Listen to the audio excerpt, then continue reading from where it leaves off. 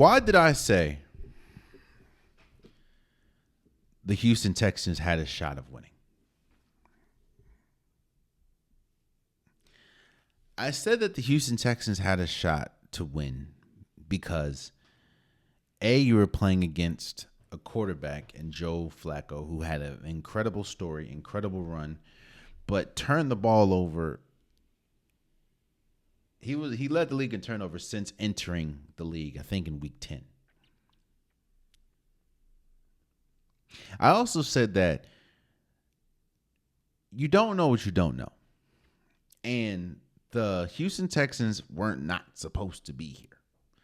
CJ Stroud's not supposed to be this good his first year. DeMeco Ryans isn't supposed to be that good of a coach his first year. A team that struggled mightily on all facets of the game last year shouldn't be this good or shouldn't have multiple units this good. But they're there, and being there, you have a shot. Well, the Houston Texans beat the Cleveland Browns 45-14. Complete domination. And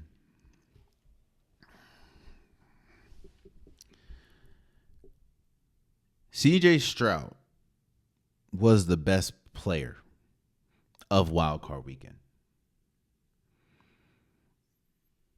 16 for 21, 274 yards, 3 touchdowns, no interceptions. CJ Stroud, he's gotten to a point where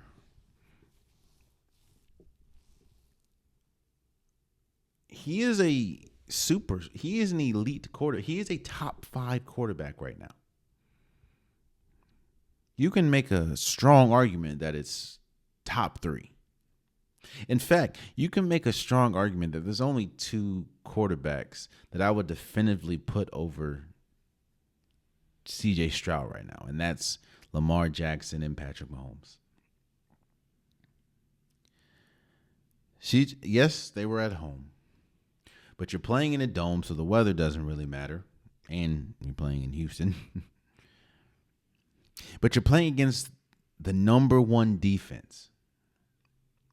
And we talk about game plans. I talked about game plans last episode and how life you have a game plan, and games, when you go into a game, there's a game plan.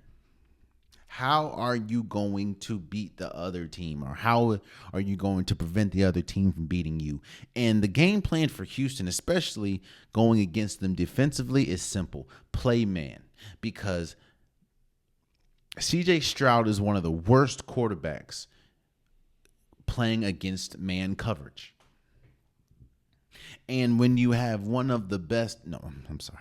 you have statistically the best defense in football, pretty much, in the Cleveland Browns, playing man doesn't affect you in the slightest. You have Denzel Ward, you have Greg Newsome, you still have Zaire Smith, you still have Myles Garrett.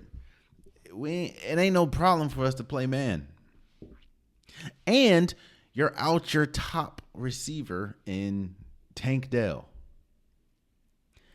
Everything should have went or spelled doom for the Texans outside of CJ Stroud and DeMeco Ryans, who I think is the coach of the year. And outside of defensively, obviously, CJ Stroud was the main reason why they won. It's when you make every right pass, when you make all the passes that you're not even supposed to make,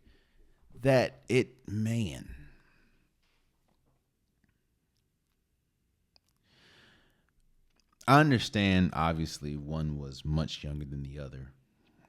and one was literally on the couch to begin the season. But it was crazy how different CJ Stroud looked to Joe Flacco in this game. One thing that Joe Flacco has struggled with, even though he's been exceptionally well in, like, he has a really good record in the wild card rounds. One thing that Joe Flacco has struggled with mightily, majority of his career, is interceptions. Now, he had a really good run, obviously, with the Ravens to make it to the Super Bowl that one time and ultimately win. But majority of his career, he struggled with interceptions.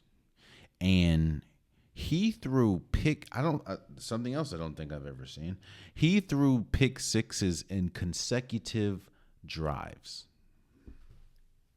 which is why I'm saying it's not all. This is a total team effort, because those pick sixes busted the game wide open, because it looked like it was going to be a shootout at first, and then it was just two pick sixes game. CJ Stroud, oh, okay, I don't have to play loose. I don't have to play tight. Let's get up. And the fact that they did this. Now, obviously, you take 14 points off the board because it was a pick six, but they did this.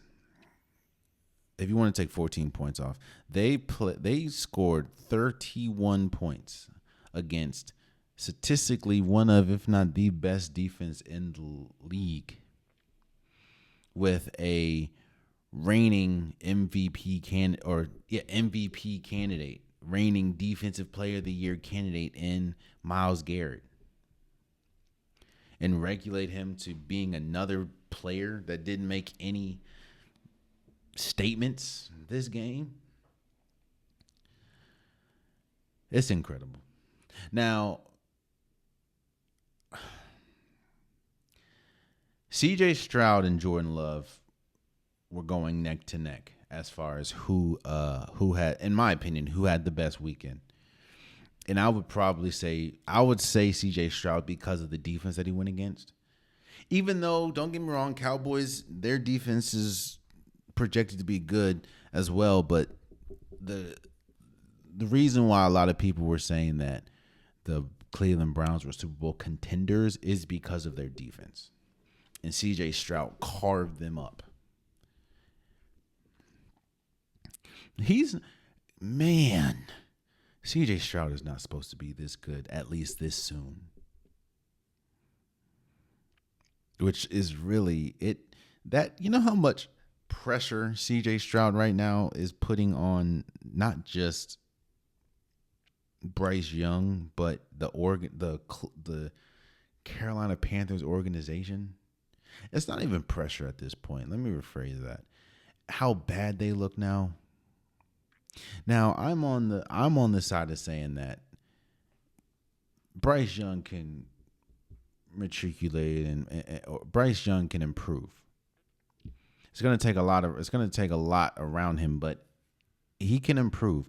And I think that Bryce Young can get to a point where CJ Stroud was or is right now.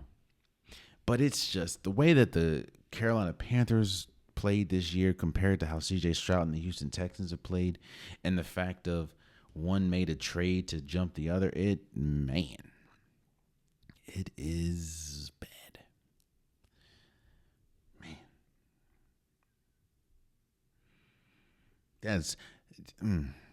That's kind of like the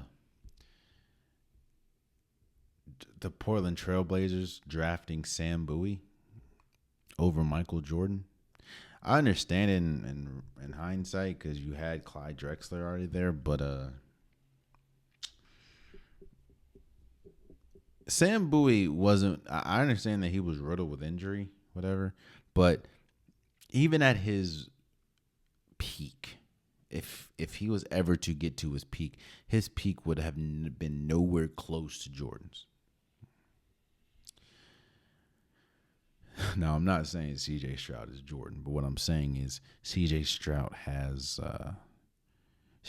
is a top 5, to be frank, a top 5 quarterback in this league, and he's a rookie.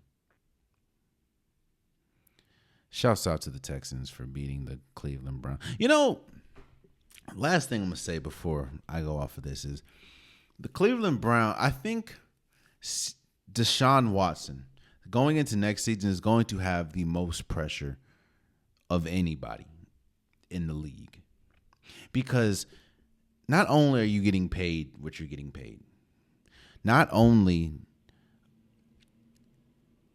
we're not even talking about the off the field allegations, but you saw this team with Joe Flacco went 11-6 and made it to the playoffs. You have to be better than you can't be making the money that you're making and not be better than Joe Flacco. Like, you can't. And I'm not saying you have to win a Super Bowl, but the Cleveland Browns have to look drastically different or drastically better, at least in the playoffs, next year than they did this year with Deshaun Watson. Or, boy, you talk about think pieces galore. The think pieces were already going crazy with Joe Flacco playing how he's playing, and he was turning the ball over at an enormous rate. I don't think that there's going to be a player in the league. It doesn't even matter if Lamar Jackson doesn't make the Super Bowl, which I hope he does, and I think he will. But if he doesn't, I think Deshaun Watson is still going to have the most pressure on him. I'm not saying to win a Super Bowl, but at least you have to have some type of playoff success. Because the way that this Cleveland Browns team looked without him, or with a quarterback that is he was on his couch to start the year. Yeah. It's gonna be tough. Oh man, you stayed to the end of the video. I appreciate you. If you like what you saw, be sure to hit that subscribe button so you'll never miss any content from your boy. You can also go back and watch past episodes, past clips, and don't forget that the Unpopular Podcast new episodes drop every Wednesday and Saturday. Appreciate you.